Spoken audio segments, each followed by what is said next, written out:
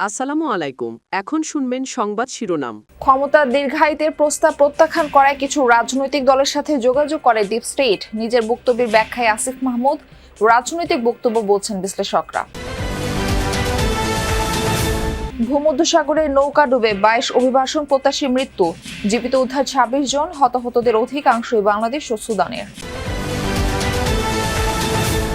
IMF ঋণের অর্থ ছাড় নিয়ে দুশ্চিন্তা, রোডম্যাপ আর স্পষ্ট প্রতিশ্রুতি চায় সংস্থাটি। আর্থিক খাতে সংস্কার প্রয়োজন, মত বিশ্লেষকদের। দ্বিতীয় মাসে গড়াল মধ্যপ্রাচ্য যুদ্ধ পরিস্থিতি, যুক্তরাষ্ট্র ইসরায়েলের বিশ্ববিদ্যালয়ে হামলার হুমকি ইরানের, ইহুদি রাষ্ট্রে দ্বিতীয় দফা মিসাইল ছুড়ল হুতি। এতক্ষণ শুনছিলেন সংবাদ শিরোনাম, এবার বিস্তারিত। অন্তর্বর্তী সরকারকে দীর্ঘমেয়াদে রাখার প্রস্তাবে প্রত্যাখ্যাত হয়ে ডিপ স্টেট কোনো রাজনৈতিক দলের সঙ্গে যোগাযোগ করেছে। নিজের বক্তব্যের ব্যাখ্যায় এমনটা বলছেন সাবেক উপদেষ্টা আসিফ মাহমুদ। তার দাবি, এই ডিপ স্টেট দেশি বিদেশি শক্তির সমন্বয়ে গঠিত, যদিও তার মন্তব্যকে রাজনৈতিক বক্তব্য হিসেবে দেখছেন বিশ্লেষকরা। তারা বলছেন, রাজনৈতিক অস্থিতিশীলতার কারণে ডিপ স্টেট সক্রিয় হয়ে থাকে।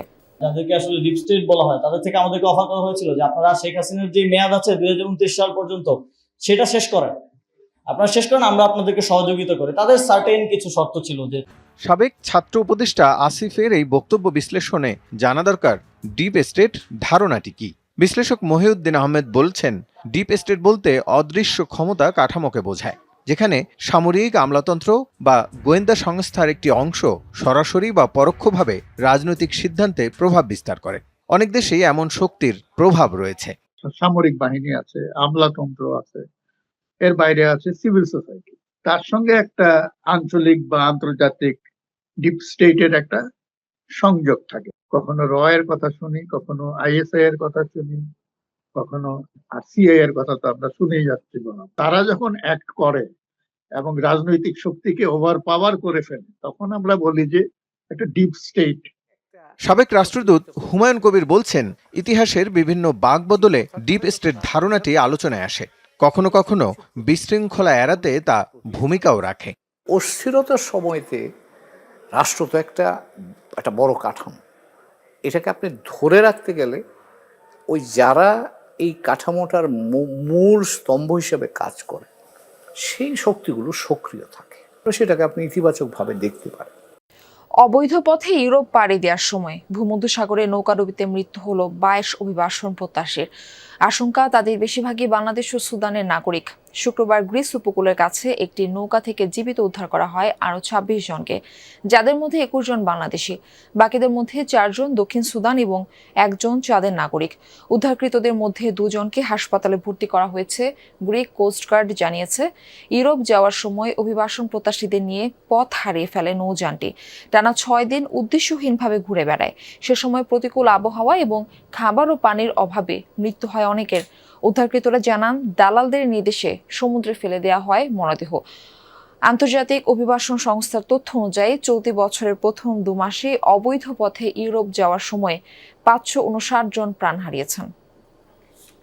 ভূমধ্যসাগরে প্রাণ হারানো অভিবাসন প্রত্যাশীদের মধ্যে সুনামগঞ্জে 6 জনের পরিচয় নিশ্চিত করেছে জেলা প্রশাসন।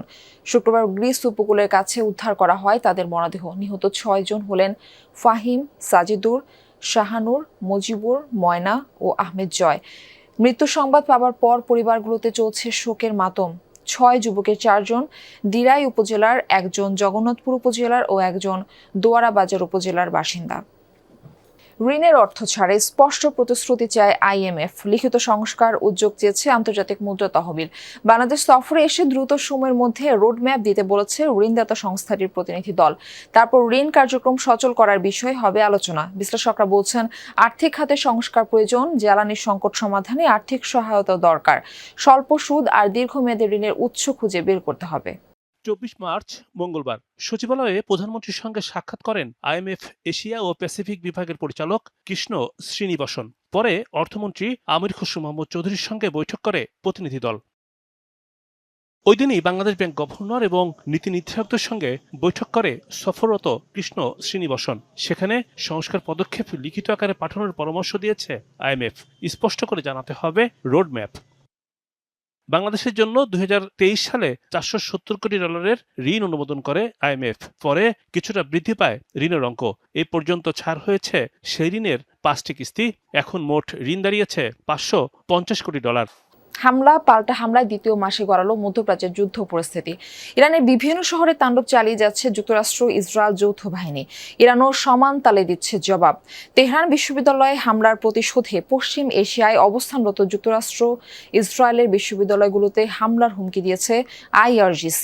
শিক্ষার্থী ও কর্মীদের সরে যেতে সতর্ক বার্তা দেওয়া হয়েছে। ইরানের খুঁজেস্থানে আরও একটি পানি শোধনাগারে হামলা চালিয়েছে যৌথ বাহিনী। দফায় দফায় বিস্ফোরণ হয়েছে রাজধানী তেহরানে। বুশেহর প্রদেশে হামলায় নিহত এক পরিবারের 4 জন, আক্রান্ত কেরমানশাহ, মাশহাদ ও বন্দর আব্বাস। জবাবে বাহরাইন ও সংযুক্ত আরব আমিরাতের অ্যালুমিনিয়াম উৎপাদন স্থাপনায় হামলা চালিয়েছে ইরান। কুয়েত বিমানবন্দরে ক্ষতিগ্রস্ত জ্বালানি ট্যাঙ্কার ও রাডার ব্যবস্থা। ইসরায়েলের হাইফায় একটি রাডার সেন্টার ও বেন গুরিয়ন বিমানবন্দরে জ্বালানি ডিপোতে আঘাত এনেছে ইরানের মিসাইল। ইরানের যুদ্ধ শুরুর পর ইসরায়েলকে লক্ষ্য করে দ্বিতীয় দফায় মিসাইল ছুড়ল ইয়েমেন ভিত্তিক সশস্ত্র গোষ্ঠী হুতি। ইসরায়েলের দক্ষিণে একাধিক সামরিক স্থাপনা টার্গেট করে হামলা চালায় যোদ্ধারা। জানানো হয়, লেবাননের সশস্ত্র গোষ্ঠী হিজবুল্লাহর সাথে সমন্বয় করেই এই হামলা চালানো হয়েছে। ইরানে আগ্রাসন বন্ধ না হওয়া পর্যন্ত হামলা চলবে হুঁশিয়ারি দিয়েছে গোষ্ঠীটি। এদিকে হুতিদের ছোড়া মিসাইলে প্রতিহতের দাবি জানিয়েছে ইসরায়েল। এ বিষয়ে এখনো কোনো মন্তব্য করেনি তেহরান। বিদ্রোহীদের হামলার তীব্র নিন্দা জানিয়েছে ইয়েমেনের সরকার। মধ্যপ্রাচ্য যুদ্ধে যৌথ বাহিনীর নতুন মাথা ব্যথা হুতি। আগেই ইরানকে পুরোপুরি সমর্থনের ঘোষণা দিয়েছিল ইয়েমেন ভিত্তিক সশস্ত্র গোষ্ঠীটি। এবার 1,500 মাইল দূরের ইসরায়েলি ভূখণ্ড লক্ষ্য করে মিসাইলও ছুড়েছে তারা। দীর্ঘ সময় লড়াইয়ের অভিজ্ঞতা আর বহির্বিশ্বের সহায়তায় বিদ্রোহী গোষ্ঠীটি পরিণত হয়েছে আঞ্চলিক নিরাপত্তার গুরুত্বপূর্ণ ফ্যাক্টর। কিন্তু কতটা শক্তিশালী হুতির সমর ভাণ্ডার? মধ্যপ্রাচ্যে যুদ্ধাবস্থার মাঝে যৌথ বাহিনীর নতুন মাথা ব্যথা হুতি। ইরানকে আগেই জানিয়েছিল সমর্থন। শনিবার ইসরায়েল ভূখণ্ডে ড্রোন হামলা চালায় ইয়েমেন ভিত্তিক সশস্ত্র গোষ্ঠীটি। হুতিদের সমর ভাণ্ডার বিষয়ক তথ্য খুব কমই প্রকাশ পায়। তবে বিশ্লেষকদের মতে সম্প্রতি কয়েক গুণ বেড়েছে তাদের সামরিক সক্ষমতা, যার বড় অংশই ইরান থেকে আসা। গুঞ্জন, হুতিদের অস্ত্র সহায়তা দেয় উত্তর কোরিয়াও। পশ্চিমা গণমাধ্যমের তথ্য, হুতিদের হাতে রয়েছে কিয়াম-1 ও 2, ফাতে 110 খাইবার ব্যালিস্টিক ক্ষেপণাস্ত্র, রয়েছে তুফান ও কার্নেটের মতো অ্যান্টি ট্যাঙ্ক গাইডেড মিসাইলও। আকাশপথে তারা নিয়মিত ব্যবহার করছে আবাবিল, সামাদ, শিহাব ও শাহেদ সিরিজের ড্রোন। মেরসাদ 1 ও 2 নামের চালকবিহীন যুদ্ধযান ছাড়াও হুতিদের ভান্ডারে রয়েছে ক্রুজ মিসাইল, মর্টার, রকেট ও গ্রেনেড লঞ্চার, রাইফেল ও মেশিনগানের মতো নানা যুদ্ধাস্ত্র।